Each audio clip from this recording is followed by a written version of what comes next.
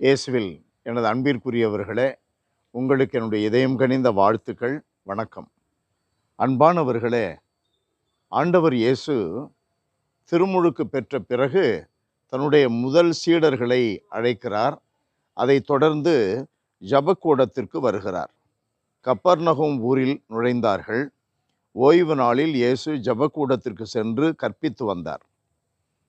அவருடைய போதனையை குறித்து மக்கள் வியப்பில் ஆழ்ந்தார்கள். ஏனெனில் மறைநூல் அறிஞர்களைப் போலன்றி மிகுந்த அதிகாரத்தோடு போதித்தார்.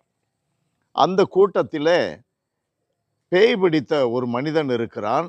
இயேசு அவன் எந்த கலவரமும் செய்யக்கூடாது என்பதனால், ஏனென்றால் இயேசுவனுடைய வார்த்தையை குரல் ஒலியை கேட்ட உடனே, நசரேத்து இயேசுவே, உமக்கு இங்கு என்ன வேலை?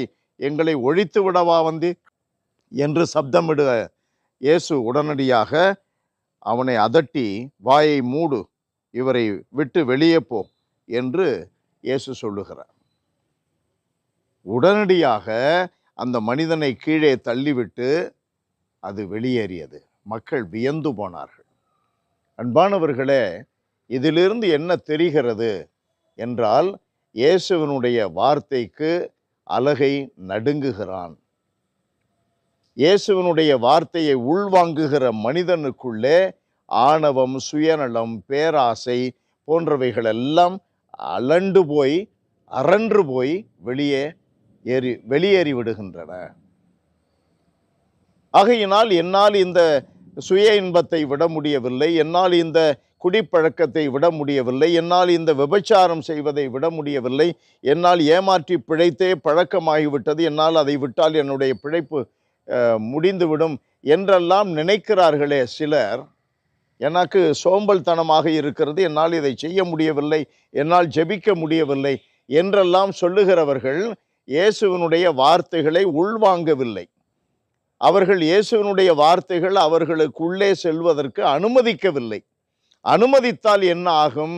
இவைகள் எல்லாவற்றையும் பார்த்து ஆண்டவர் இயேசு சொல்லுவார், வாயை மூடு, வெளியேறு என்று அதட்டுவார். அது வெளியேறிவிடும். ஏனென்றால் பரிசேயர்களைப் போலவோ, மறைநூல் அறிஞர்களைப் போலவோ, அந்த இஸ்ரேல் மக்கள் மத்தியிலே இருந்த குருக்களைப் போலவோ அல்லாமல் இயேசு அதிகாரத்தோடு போதித்தார். காரணம், நன்மைகளின் ஊற்று அவர், தீமைகளை மிதித்து போடுபவர் அவர், சாத்தானுடைய தலையை நசுக்குபவர் அவர். அந்த உண்மை நம்முடைய உள்ளத்தில் நுழைந்து விட்டால் போதும், நம்முடைய வாழ்க்கையிலே இருக்கிற தீமைகளை நாம் வெல்ல முடியும். அன்பானவர்களே, அதனால்தான் இயேசுவை எப்பொழுது இயேசுவினுடைய வார்த்தைகளை உள்வாங்குகிறோமோ, எப்பொழுது இயேசு என்ற பெயரின் வலிமையை நாம் உணர்ந்து உள்வாங்கிக் கொள்ளுகிறோமோ, அதில் நம்பிக்கை வைக்கிறோமோ, நம்புகிறவன் ஆண்டவருடைய மகிமையை காண்பான். அன்பு நிறைந்த எங்கள் கடவுளே, அன்றாட வாழ்க்கையில் சாத்தானுடைய சேட்டைகளை பல நிலைகளில் நாங்கள் சந்திக்கிறோம். எங்களுக்கு வெளியிலே சந்திக்கிறோம். எங்களுக்கு உள்ளாகவே இருக்கிற பேராசை, ஆணவம், சுயநலம் போன்றவைகளிலே நாங்கள் சந்திக்கிறோம். நாங்கள் பேயைத்தான் சந்திக்கிறோம் என்பதை முதலில் நாங்கள் உணர்ந்து கொள்ள செய்தோம். பேயை சந்தித்தால் வாழ்வு கிடைக்குமா? அழிவுதான் கிடைக்கும். அதை நாங்கள் உணர்ந்து அதை அழிக்கின்ற, பேயை அழிக்கின்ற இயேசுவினுடைய நாமம் எங்களுடைய உள்ளத்தில் ஒளிரட்டும். எங்களுடைய உதடுகள் வழியாக வெளியிலே உதிரட்டும்.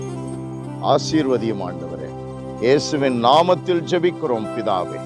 ஆமென். ஆமென்.